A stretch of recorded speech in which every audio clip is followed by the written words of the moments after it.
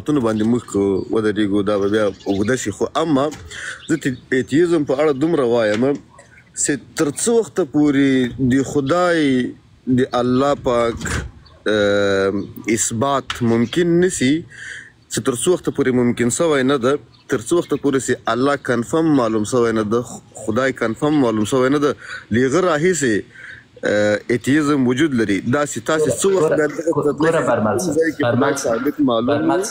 برمل صاحب ما ته منطقي انسان ښکاري او زه د تا نه توقع لرم چې سم جواب راکړې، ځکه زما پوښتنې ډېرې، اجازه راکړه، زما پوښتنې ډېرې واضح دلته د 515 خلک اوري قند دی. زما پوښتنه دا نه ده چې که یو شیبه دپاره دغه خدای هیر که، که ته وایې چې نشته زه درته وایم نشته، که ته وایې چې شته زه درته وایم شته، د تا سره زه بیخي هېڅ هغې یو دقیقه برمل صاحب، زما پوښتنه دا ده چې ته یو پیره راجګېږې وایې چې زه ملحد یم، صحیح ده؟ زه بیچاره دا حق لرم چې تا نه پوښتنه وکړم چې دغه د ملحد جمله د لومړي ځل دپاره کله چیرته د چا لخوا وکارول شوه چې ته وایې زه ملحد یم؟ داسې د مسلمان ټکی اول چا وکاراو، د اسلام ټکی اول چا وکاراو؟ زه به درته جواب کوم ورور، زه به دا درته جواب کوم. که ته پوښتنه کوې ګوره نه برمل صاحب یو دقیقه صبر وکړه، ګوره صدقه دې شم، بحث منطقي مخ ته یوسه. ما پوښتنه وکړه، ته د مسلمان بیچاره نه نه اړئ، ته مسلمان نه نه اړئ. پوښتنې ته د جواب در کوم ډاکټر صاحب، وخت راکړه لطفا. ګورم الحاد بیدینی دا د خدای د وجود د رامنځته کېدو نه مخکې تاریخچه لري. ډاکټر صاحب دا مجلس کې ونه خاندي دماغ کنسنټریشن خرابوي. زه فکر کوم ځکه د کنسنټریشن خرابوم چې زه تا ته وایم ګوره قند مې، ما مخکې درته ویلی زه په ورورۍ درته وایم، ډېر په مینه درته وایم. کله ما ته بحث کوو ما ته ته پوه انسان ښکارې، د ریفرنس بیس به ما ته بحث کوي، راته به وایي چې په دغه کتاب کې په دغه وخت کې په دغه زمانه کې د تاریخ په اساس د لومړي ځل دپاره د ملحد کلمه وکارول شوه. اوس زه درته وایم چې ولې ما د تا بحث کته که ما ته به بولالې ښکاره شو. ته راته وایې چې د خدای نه مخکې بې خدایي وه، زه درته وایم دغه د خدای نه مخکې بې خدایي په هر صورت دغه بې خدایي د لومړي ځل دپاره چا ولیکله؟ د خدای نه مخکې اجازه را ګوره، اجازه را برمل صاحب زما پوښتنه خلاصه شي. که د خدای نه مخکې بې خدایي وه نو د خدای نه مخکې بې خدایه څوک و؟ هغه خلک چې خدای نه مانو، هغه کله خدای نه و بې خدایي وه. ګوره جان خدای نه و بې خدایي وه. ګوره صدقه دې د منطق ونشم، ګوره قند خدای نشته او یو د تا خبره درته وایم، ته وایې چې خدای نه و، داسې خلک وه چې هغه ویلې خدای نشته. کله چې خدای نه و، یو دقیقه برمل صاحب نن زه لږ تا راویښومه، ته وایې چې خدای نه و. نه تا یو ډېر غټ کشفیات کړي برمل صاحب، زه غواړم دا کشفیات ستا په زرینو کرښو کې ولیکو، ځکه نن چې تا کوم شی ویلی دی دا ته وایې چې خدای نه و انسان و، او هغه انسان ویلی چې زه خدای نه لرم. هغه انسان څوک و او داسې کوم کتاب کې تا ته دا خبره کړې چې ته دا خبره رانقلوې؟ ګوره ډاکټر صاحب، کله چې خدای نه و د دې خبرې مطلب څه شی دی؟ ته په دې خبره باندې پوه شوې؟ زه د تا خبره م بیخي واخیسته، تا ما ته ویلې چې کله خدای نه و بې خدایي وه او کله چې خدای نه و یو انسان و. دغه ویډیو د زه ریکارډوم یوټیوب ته اچوم، بیا ځلې یې واوره. ما پوښتنه تا نه دا ده چې لومړي ځل دپاره دغه د بې خدایۍ کلمه مخکې تا ما نه پوښتنه وکړه چې ته ما ته وایې د اسلام کلمه یا د مسلمان کلمه، زه دا اوس جواب در کوم په ریفرنس، په ثبوت او په تاریخي آثارو. ګوره اوس خو دا بحث نه ده چې دا جمله چا جوړه کړې ده، د چا په خولې راوتل ده. زه درته وایم چې بې خدایي دا معنا لري چې کله خدای وجود ونه لري. ګوره نه بحث دا ده ورور، زه به یې درته بیرته ساده کړم ځکه شاید صبر برمل صاحب، بحث بیخي همدا ده. نه اخوا دېخوا ګوره بحث بیخي همدا ده. ګوره بحث یو دقیقه برمل صاحب، نه صدقه دې شم، یو دقیقه زما خبره واوره ورور مې. بحث په دې ده چې دا برمل شته که نشته. زه وایم مخکې د دې چې مونږ د برمل د شتون او نشتون په اړه وغږیږو راځئ لومړی پوه شو چې برمل د لومړي ځل د 1930 کال کې د مارچ په اوله په 2 بجو کې د فلانکي په کور کې د فلانکۍ میرمنې لخوا نړۍ ته راغی. اوس ماته د منلو وړ ده چې خیر برمل شته دی ځکه ثبوت شته دی. زه تا ته وایم چې د ملحد کلمه د دې تاریخ کله دی د لومړي ځل دپاره دغه د ملحد کلمه د چا د خولې نه ووته. ډېر ښه ډاکټر صاحب. ګوره سر د خلاص کم دغه الحاد یا بې خدایي څه شي ته وایي؟ د خدای نه منل، د خدای نه موجودېدل. دا درته چا ویلي؟ بې خدایي څه معنا لري؟ نه همدغه معنا یې چا درته ویلي؟ د معنا څه دا معنا یې همدا ده که نه ده؟ په دې خو چا درته ویلي ووروره؟ بې خدایي خو همدا معنا لري. نو نه الهام در باندې شوی، نه ګوره واتساپ کې چا درته ویلي، خبرې بې خدایي کتاب ریفرنس چا درکړی. ته ګوره ته ماته مثلا زه وایم چې برمل نر دی، زه درته وایم چې چا ویلي چې نر دی، کیدای شي ښځه یې. دا خو اوس بحث نه ده چې ته په دې لګیا یې. زه درته وایم چې بې خدایي دا معنا لري. صدقه دې شم وسریه یو دقیقه برمل صاحب صدقه دې شم ته ماته بې خدایي تعریفوي. د کوم ځای نه دې تعریفوي؟ د خېټې نه، د معدې نه، د کتاب نه، د واتساپ نه، د ګوګل نه، د یوټیوب نه. عجیبه سړی تا دا اوس ماته بې خدایي تعریف کړه. زه چې بې خدایي یعنې چې خدای نشته. زه درته یم د کوم ځای نه دی که تا له کومه کړه چې خدای شته؟ زه یې درته جواب درکوم. بالکل راکړه جواب راکړه. زه یې درته جواب درکوم. اما لومړۍ پوښتنه ما کړې ته اول جواب راکړه. خو دا راته وښیي اوس د مانه جواب زده کوي بیا جواب راکوي وایي که نه. ګوره ورو ته په ملایانو باندې ډېره نیوکه. یو دقیقه برمل لالامې یو دقیقه صبر لږ زره ارامه وخوره.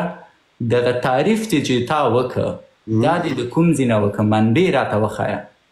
وسړی بې پرته خدا دا چا ویلي چې بې پرته او خدا دا ته یې وایي؟ بله معنا لري که بدغه معنا لري؟ دغه جمله چا رامنځته کړه؟ وسړی دا جمله تا دا اوس رامنځته کړه دلته خبره وکړه بې خدایي. زه ایتیزم پیژنم، زه ملحد پیژنم. ځکه ته دغه جمله کاروې چې بې خدایي څه شي ته وایي. بې خدایي ما رامنځته کړه. صحیح ده کریټورې زه یم. نه دا جمله نه برمل صاحب اخوا دې خوا به نه ځې. صدقه دې شم صبر چې ته چې شی وایې زه در سره منم. برمل صاحب یو دقیقه یو دقیقه زه تا خبره تاییدوم. بې خدایي ملګرو شکیب رامنځته کړه. برمل خان سر د نن نه د شکیب پیروه دی. د برمل پیغمبر زه یم او د برمل خدای هم زه یم. د تاریخ او د شواهدو په اساس وایم. برمله صبر د تاریخ او د شواهدو په اساس دا جمله رامنځته شکیب کړه. نه زه ورخطا نه یم وروره. زه تا نه یوه پوښتنه لرم. ګوره صدقه دې شم تېر څه ماته ونیسه غوږ ونیسه ماته یو خو دا مجلس کې دغه سترګې دې خوا دې خوا مه کوه. ماته معلومیږي څه ته غواړې ملنډ جوړ کړې. بې خدایي دا جمله ده. بې خدایي دا جمله چا راویستې؟ ماته غوږ ونیسه دا چا راایستلې نه ده. دا په فابریکه کې نه ده جوړ شوې. دا بې خدایي چې څوک خدای نه مني. خدای څه شي ته وایي؟ تاسې تشریح کوئ چې هغه شته که نه؟ ته بې خدایه یې که نه ماته ته بې خدایه ښکارېږي. دغه ته چې هره ورځ دعاګانې کوې چې یا الله ماته دا کار وکړې سبا بېرته سیم خبره کوې ته ماته بې خدایه ښکارېږي. لکه زه باور یم چې ته هلته اطمینان دې حاصل شوی نه ده پرون په دعا کې چې خدای ما وبخې ما مور و پلار وبخې 40 کاله بعد بیا هم کوې. نه برمل صاحب ګورې برمل صاحب عدم قناعت ګوره نه منیپولیشن ته نه ځو. زه تا نه یو ساده پوښتنه کوم. برمل صاحب نه زه به بولالو ته تاسو ولې نه پرېږدم. خرابېږي غوږ نه نیسې که نه زه پوهېږم چې خرابېږم دلیلا زه خرابېږم. ګوره برمل صاحب یو چې خبرې کولې باید بل نه یو شی زه تاسو ته وایم. جلال رود زه یو شی تاسو ته وایم، برمل صاحب ته وایم او خبر باور بیا یو دقیقه جلال صاحب زه تاسو ټولو ته یو شی وایم. وایس رور هم دلته شته، برمل خان هم دلته شته، جلال هم دلته شته. زه د باز دپاره یو اصول لرم. زما اصل دا دی چې ته هره خبره کوې که د خپلې خېټې نه یې کوې زه تا سره بحث نه لرم. ځکه ماته د برمل خبره معنا نه لري. که برمل ماته وایي چې ایتیزم جلال صاحب ښه د پام دی. که برمل ماته وایي چې بې خدایي یعنې هغه څوک چې خدای نه مني زه ورته وایم چې ولالیه دا خبره تا د کوم ځای نه راوړې، که دا وایي چې زه کتاب نه لرم، که دا وایي چې زه تاریخ نه لرم، که دا وایي زه شواهد نه لرم، که دا وایي زه د ساینس له اړخه نه غږېږم، بس زه راپورته شوم سهار وختي اخوا دېخوا مې وکتل ومې ویلې خدای که خدای سره بې یو ځای کم بې خدای راشم شکیب سره پیباس وکم څنګه به وي؟ نو خو زه خو د داسې خلکو سره بیا باس نه کوم، صدقه دې شم. او که وایي چې خبره مې غلطه ده لطفا راته وایي غلطه ده. ما د برمل نه یوه پوښتنه کړې جلال برمل خان ته د دې ثبوت وړاندې که چې مثلا ته د خدای نه انکار کوې په کوم دلیل یې کوې؟ کتاب دې چې شی دی، سند دې چې شی دی، دا وایي ریسورس دې چې شی دی، ریسورسه زه باس نه کوم روز، ما باس د سرک د سر ټیک ټاک نه دی. جباره تم لږ غوږ ونیسه، تم لږ غوږ ونیسه ډاکټره، ما ته غوږ ونیسئ ښه. نه برمل صاحب غوږ درته نیسو، پوښتنه مې واضح ده برمل صاحب، بل طرف ته به نه ځي بیا پوښتنه کوم. کله چې ته وایي بېدینه مه کوه خو موږ واورېده و ډاکټره لیونی کې بیا موږ ځو که نه داسې مه کوه. جواب راکه دغه جمله دې پوښتنه مې دې واورېده 2 وارې مه تکراروه لیونی. مهرباني ګوره اصله خبره دا ده ډاکټر اصله خبره مې نه ده په کار، جواب را وارخطا کېږم زه بې خدایه نه یم، زه له خدای نه انکار نه کوم، ته له خدای نه انکار کوې. بیا به بولا جلال صاحب اوس ته ووایه وایي مداخلت کوي. ګوره غوږ ونیسه وارخطا کېږم. ګوره برمل صاحب صدقه دې شم یو دقیقه جلال صاحب. برمل صاحب زه بې خدایه، زه د خدای نه منکر چی شی چې ته وایي صحیح، ما ته دا وایي چې دا بې خدایه کلمه لومړي ځل دپاره تا چېرته واورېده؟ صحیح ده درته وایم خو غوږ ونیسه لږ. برمل جواب لږ وګورو د پرې چې هغه خپل جواب. دغه پوښتنه ما واورېده چې په لومړي ځل د بې خدایي ټکی چا وویلې، بس ته نور غلی کېنه، د خبره په 100 وار دې تکرار کړه. زه ولې غلی نه کېدم؟ غلط لږ خبره واورېده. ګوره برمل صاحب زه اصول لرم په خپل باس کې، که د خبرې ته منبي نه یي نه دې پرېږدم. او موږ داسې خبره وکړو چې ته ځان موږ ملامت کړو، ته سلامت پاتې شې. زه تاسو سره نن په قهر کېږم نه، زه تاسو سره نن سم غږېږم. ښه مهرباني په سور غږېږه مهرباني. ولې وارخطا یې ووروره پرېمې د خبر ته خوله داسې مه کوه. ګوره زه درته وایم چې سم کښېنه، یوه پوښتنه دې وکړه 100 وار دې تکرار کړه، موږ درته غوږ یو. ته اوس هم کله داسې وکړې کله داسې وکړې کله داسې، ولې څه شی در باندې شوي دي؟ ډاکټر صاحب دا خبره ته پیلې ونه کې کومل رواني مشکل لري. بې خدایي څه ده؟ سوال کړی جواب ورکړه، نور چی نه غواړي هغه سورس څخه. یاره وایسه که ته په دې ونه غږېږې، ته وسره موږ په دې مخکې لګیا یو، ته ځان دغه مه جوړوه، تر و مچ مه جوړوه. ګوره برمل صاحب تا ته چې سړی کله وخت درکوي په هغه خپل وخت پښیمانه کېږي، د تا یا توهین کوي یا به بولالې وایي. ودې ویلې وخت راکړه بسم الله جواب راکړه. ضرور نه اوس دی ما ته راوښي دا خبره ما واورده. مهرباني ورور لطف وکړه جواب راکړه. بې خدایي له هغه وخته راهیسې رایجه ده تر څو وخته پورې چې خدای مکمل رایج نه ده، چې خلک وپوهېږي چې خدای شته، خلک قناعت حاصل کړي په دې کې. ته هم راځې، زه هم راځم، د تا نیکه هم راځي، زما نیکه هم راځي، ټول انسانان راځي. تر اوسه پورې انسان په خدای نه ده قانع سوی، تر څو وخته پورې چې انسانان موجود دي بې خدایي لفظ موجود ده. خلاص شو برمله ته زه نه پوهېږم، زه په کومه ژبه ښه پوهېږې برمل صاحب؟ په کومه ژبه باندې چې ته ښه پوهېږې؟ زه به یې په انګلیسي درته تکرار کړم. له پښتو نه زه به یې په انګلیسي درته تکرار کړم. ولې په انګلیسي؟ What you are saying, tell me the source. जो चीज़ आप बोलते हो उसका सोर्स बता दे. چیزی را که شما میگین سورسی او را بیان بدارین. کومه خبره چې ته کوي ته ما ته هیڅ ارزښت نه لري، زه باید تا ته هیڅ ارزښت ونه لرم. دغه لغت چاره پیدا کړه. دغه هر ګل چې ته وایې، هر ګل چې وروره ته بادایې، د کوم ځای نه یې بادایې؟ که خټیالوجي غږایي په ډېر قدر او احترام درته وایم الله دې مل. ته ما ته اجازه راکړه برمل، اجازه راکړه. دغه ملګرو ویلې چې ده ته اجازه ورکړه، خو زه خو پوهېدم چې تا ته اجازه درکړم چټیات وایي. زه د کله نه لګیا یم، دغلته 900 خلک درته ناست دي. زه تا ته وایم ګوره برمل صاحب صدقه دې شم، یو ځل بیا درنه پوښتنه کوم. چټیاتو لغت بیرته واخله ډاکټره. زه یو ځل بیا درته ته په مجلس کې سره چټیات غږوم، تم چټیات غږې. زه بخښنه غواړم ورور، دا کار مه کوه، د چټیاتو لغت بیرته اخلم. زه بخښنه غواړم، ډېر زیات وبخیل الله مې. په مینه، په محبت او په زاریو درته وایم، په عذر درته وایم چې دغه کومې خبرې چې ته کوې، دغه کوم الهام چې په تا راځي، دا د کوم ځای نه راځي؟ د سړي د خوا نه راځي، د کومې فرشتې د خوا نه راځي، د کوم پیري د خوا نه راځي، کوم کتاب دې لوستی؟ که کتاب دې لوستی چا لیکلی؟ دغه لفظونه چې ته وایې د دې منطق نه راځي. زما خبر له منطق نه دي، د سوچ منطق ده. صحیح شو. منطق دې چېرته دی برمل صاحب؟ غوږ ونیسه.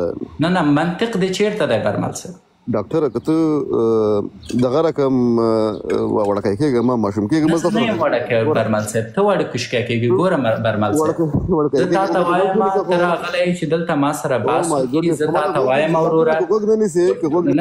نه ما غوږ یو ځل ونیو که نه وسړیه، خو بیا درته غوږ نیسم. د ما یو پوښتنه ده درنه، درته مې وایي دغه کومې خبرې چې ته کوې د کوم ځای نه راځي؟ انسان دی، جن دی، پیری دی، کتاب دی، تا ویلې دا منطق دی. اوس زه غواړم په دې پوه شم چې دا د تا منطق چیرته دی او څومره د باور وړ دی. که چیرته تاسو غواړئ د یو شي په حقیقت پوه شئ. ستا منطق چیرته ده؟ ته بیا ډاکټر نه شین خر یې، شین خر یې. نه ته اوس توهین کوې برمل. ډېر بیا کلی ته شین خر یې. نه ته اوس توهین کوې صدقه د شم. وجدان دې چیرته ده؟ وجدان دې چیرته ده؟ د چا؟ انسانیت چیرته ده؟ اوس زه جواب درکوم برمل.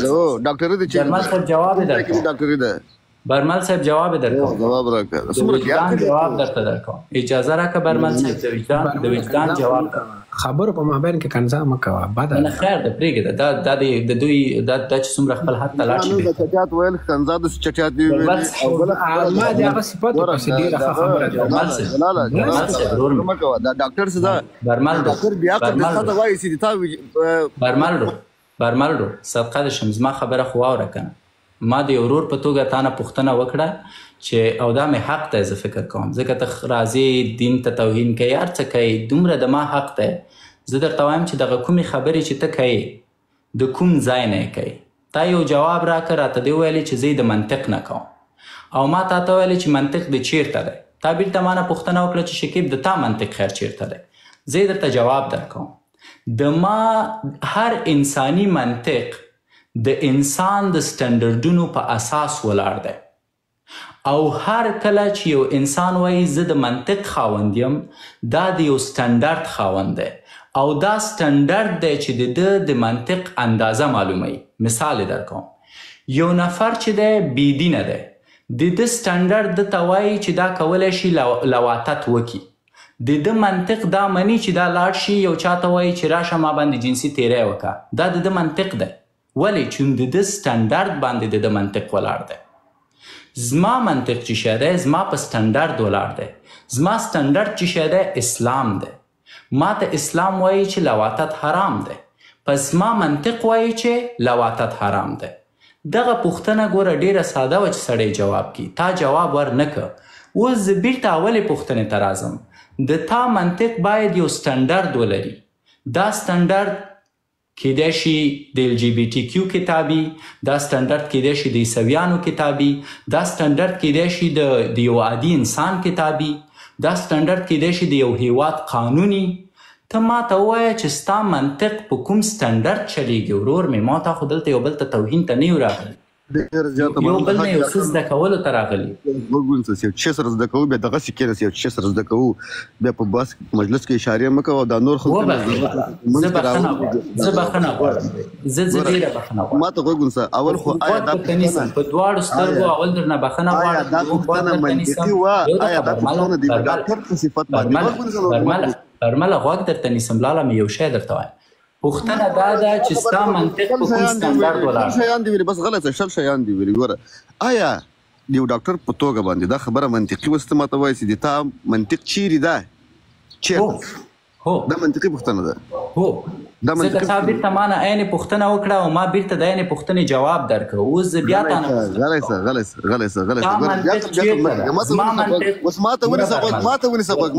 یو دقیقه صبر وکړه برمله. ګوره زه در سره انسانیت کوم، زما ژبه یوې خبر ته ما نه پرېږدې بیا د ما مایک رابند کې ډېر یو دقیقه غلی کښېنه. زه تا ته ډېر انسانیت کوم وروره. زما چې کومه ژبه ده ولاکه تا سره مې زه درته وایم چې زما منطق اوس ما ته وغږېدې وسوړی ته خبرې دې وکړې خلاصې شوې شاته کښېنه زه خبرې وکړم نه ته خبرې نشي کولی زه تا ته وایم منطق دې چېرته دی زه یوه خبره کوم بیا مایک رابند کې بیا یوه خبره درته کومه جان یوه خبره درته کوم بس غول مه کوه زه خبره درته کوم شاته کښېنه زه خبره درته کوم منځ کې راونغېږه ډاکټره اول خو ته ډېر بیعقل یې شین سوډر غوږ ونیسه بیعقله غوږ ونیسه په دې دلیل او په دې منطق چې ته یې وایې مونږ تا ته احترام لرو د دې د خاطره چې زما دین ماته اجازه راکوي چې خلکو ته توهین ونه کړم او ورته احترام ولرم ته به ځې نورو ځایونو ته مازان دې په شرمو وشرموه ته هغه سړی چې راځي خبرې کوي وایي چې زه ملحد یم تر اوسه پورې د ملحدینو یو کتاب ریفرنس نشي ورکوی ملحدین دې وشرمول زه خو تا ته چټي رواني نه وایم خو ته که لیونی نه وې یو کتاب نوم خو به دې اخیستی او په لیاس د خدای ځان دې په شرمو وشرموه وایي چې زه مې د منطق نه غږېږم بیا د منطق په تعریف نه پوهېږي تا ته هم خلک ناست دي چې دا سړی یاره زما در باندې زړه درد کوي ورور تورنټو کې که ته غواړې زه پیسې درلیږم لطفا یو عقلي و عصبي ډاکټر ته لاړ شه خیر سبا به دې ځان را ژوبل کړی په لیاس د خدای جلال صاحب ته وایي دا خبرو ته پرېږده د دې د خبرو ته نه پرېږدم چې زما اصل دا دی که ته ما سره غږېږي باید د یو قانون په اساس وغږېږي که نه یو کتاب خو باید ولري که ته ما ته وایي چې زه مې د منطق نه غږېږم خیر زه سبا ته راجګېږم وایم د ما منطق ما ته وایي چې برمل ایزک دی او برمل هم باید پکې نیوکه ونه کړي نو خو داسې خو نه کېږي یار وایس رور مهرباني سلامونه ډاکټر صاحب محترم جبار خیل صاحب ډېر زیات خوشحاله یم ستاسو سره مخامخ ناست او بحث کوو ډاکټر صاحب محترم موضوعات ډېر مبهم او مغلقه سوله زه غواړم یو چې یادوري وکړم هغه دا چې ای کاش هغه هر انسان په هر دین په هر آیین کې چې دی موږ مشکل نه ورسره لرو په دنیا کې فکر کوم والله زره ادیانه موجود دي او هر یو خپل ځان ته پیروان لري او دا چې کوم دین کوم آیین څخه څوک استفاده کوي فکر نه کوم چې زموږ تاسې د هر انسان دپاره دا یو غضب الهي په ذهن کې ورسره ژدول داسې کوي ځکه هغه د خدای تعالی مخلوقات دی هغه رب العالمین دی هغه دا پیدا کړي دي دا چې څنګه په امتحان کې راګیر کړي دي نو انسانان د ځینې بیا مثال لکه برمل صاحب ده بحث ډاکټر صاحب په څه شی باندې و چې زه در سره په هغه موضوعاتو وغږېږم زه فقط یو شی درته وایم قدمې زما بحث په دې ده چې نن چې زه راپورته شوی یم د دې د خاطر راپورته شوی یم چې ما ته ایتستان یا ملحدین یا بیدینه قناعت راکړي چې بېدینه کېدلو کې ګټه ده او زه غواړم نن بېدینه شم نن غواړم د دوی سره چې دی دغه خبره ومنم بنان د دوی تر ټولو هغه تر ټولو لیونی یو چې دی برمل صاحب نو تاسو خپله د هغه بحث واورېده زه وایم که ماته یو څوک وایي چې ولا ته ځکه بېدینه شه چې زه درته وایم نو زه خو د انسان خبره ځکه نه منم د هغه انسان به ومنم چې حتی د هغه په عاقلتوب باندې زه باور ولرم د لیونیانو خو بیخي نه منم نو کله چې ته یو شی ماته وایې چې یاره دغه خبره ومنه ته به راته وایې چې د دغه کتاب په اساس د دغه شواهدو په اساس د دې ثبوت په اساس او تر اوسه پورې ماته چا دا ثبوت نه کړل دومره مسله د تاسو خبره زه غواړم تایید کړم چې لکم دینکم ولی دین حضرت محمد صلی الله علیه وسلم وایي چې تاسو دپاره مو دین زموږ دپاره مو دین اما بیرته په قرآن عظیم الشان کې الله تعالی فرمایي چې که چیرته تاسو یو څوک را دعوتوئ تاسو راشئ هغه شیانو ته چې د دوی او د تاسو ترمنځ سره یو دي نو زه معمولا غواړم یکسانیتونو ته راشم اما په یکسانیتونو کې زه غواړم پوه شم چې د ایتیزم ګټه ماته څه ده که یو څوک راته ووایي چې دغه شی یوه ګټه هم لري زه یې ورسره منم هو که ایتستان داسې دي لکه برمل چې راپورته شي وایي چې زه خبرې کوم ولې زه په خپله هم نه پوهېږم چې دا خبرې د کوم ځای نه کوم نو خو بیا دا سړی نه مني بالکل ډاکټر صاحب محترم د برمل صاحب سره فیضان صاحب دوی هم یو ورځ موږ لایف نیولی و تقریبا یو کال مخکې دغه موضوعات دې سرحد ته لاړله چې نور د برمل څخه موضوع ورکه سوله وویله چې موږ ته خدای په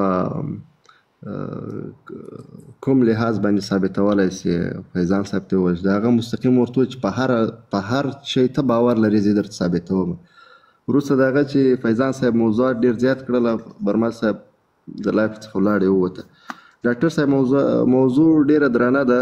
زه داسې خاصه مطالعه نه لرم یا ژوره چې زه خپل د کوم منبع و سورس څخه بحث وکړم. یوازینی شی دا وایم چې خدای تعالی د یو انسان نه بدبخته کوي. موږ تاسې الحمدلله مسلمانان یو او موږ تاسې ته هر څه خدای تعالی د یو داسې مقدس دین د طریقه څخه را رسولی دي چې په موږ کې هر کمی سته خو زموږ په دین کې نسته.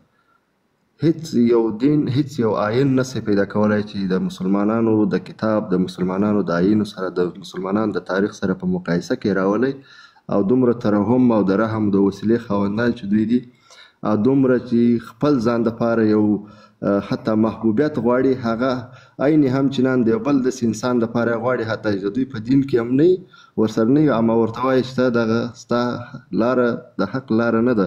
ته لطفا دې موضوعاتو ته راسه زما سره په دې بحث وکړه لکه مخکې چې تاسو یادوري وکړل د یا کسانو په برابر باندې زه ورته باید نظریې سره تبادله کړو یو بل سره ورسو نه دا چې خدای مکړه زه تا توهین کوم ته ما توهین کې دا باعث د احساساتو د یو انسان کیږي.